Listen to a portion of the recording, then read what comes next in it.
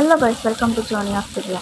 So இன்றைக்கி வீடியோவில் நம்ம என்ன பார்க்க போகிறோன்னா, மேகியில் ஒரு டிஃப்ரெண்ட் ரெசிபி தாங்க பார்க்க போகிறோம். ஸோ எப்படி செய்கிறதுன்னு பார்க்கலாமா?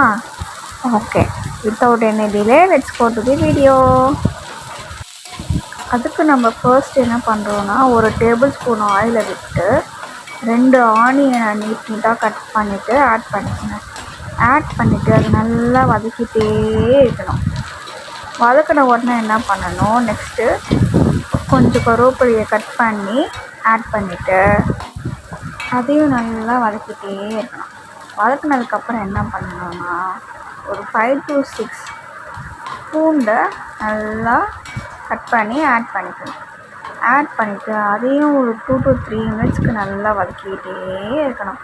வதக்கினதுக்கப்புறம் என்ன பண்ணுறோன்னா, சில்லி ஃப்ளேக்ஸ் இருக்குல்ல, அதை லைட்டாக தூவி விட்டு நெக்ஸ்ட்டு என்ன பண்ணுறோம், நம்ம ஆரிகேனோ பையன் இருப்பான், அவனையும் லைட்டாக சில்லி ஃப்ளேக்ஸ் ஆட் பண்ணதுக்கப்புறம் அவனையும் லைட்டாக ஆட் பண்ணிக்கணும். ஓகேயா?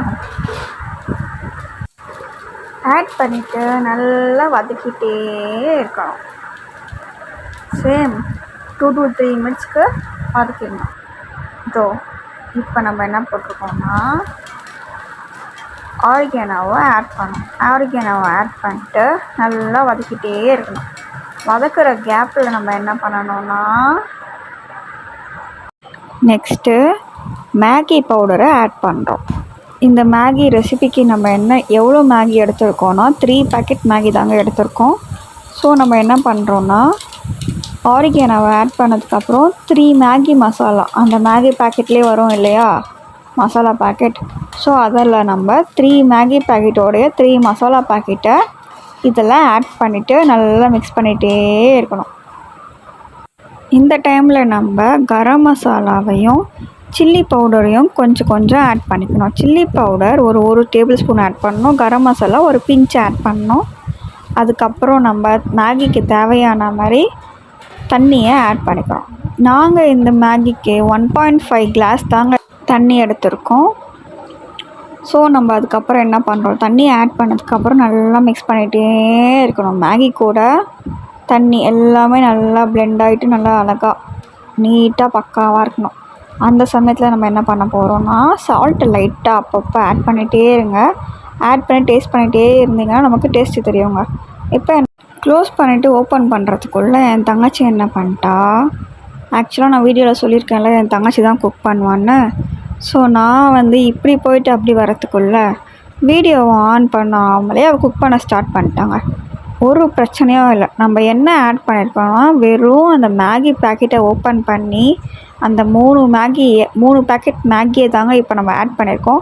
அவள் நல்லா ஆட் பண்ணிவிட்டு மேகியை நல்லா உடச்சி விட்டுருக்கா வீடியோவில். இப்போ அவள் என்ன பண்ணுறான்னா, சால்ட் ஆட் பண்ணியிருக்காங்க. சால்ட் ஆட் பண்ணிவிட்டு, நான் ஏன் இந்த குக்கிங் வீடியோவில் வாய்ஸை கட் பண்ணிட்டேன்னா, நம்ம எல்லார் வீட்லேயும் ஒருத்தர் இருப்பாங்களா பாத்ரூம் சிங்கர், அந்த மாதிரி என் தங்கச்சி ஒரு குக்கிங் சிங்கர். குக் பண்ணிகிட்டே இருக்கப்போ அவள் பாட்டு பாடினே இருப்பாள். ஸோ அதனாலே மேக்ஸிமம் நான் எல்லா வீடியோவும் நான் வாய்ஸ் இருக்கிற மாதிரி தாங்க நான் போட்டு வச்சுருப்பேன்.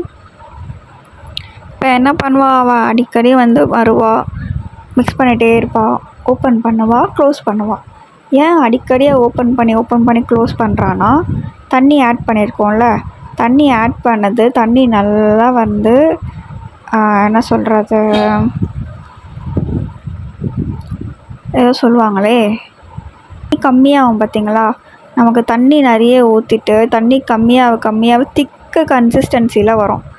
ஸோ அந்த மாதிரி தான் இப்போ ட்ரை பண்ணேன். இப்போ பார்த்திங்களா எவ்வளோ தண்ணி ஊற்றுனது, கொஞ்சம் கூட தண்ணியே இல்லை.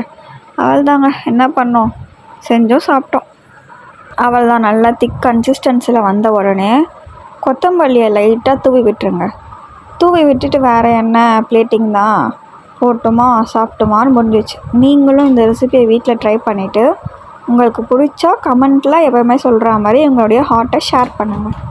ஓகே, நெக்ஸ்ட் வீடியோவில் பார்க்கலாம். பாய்.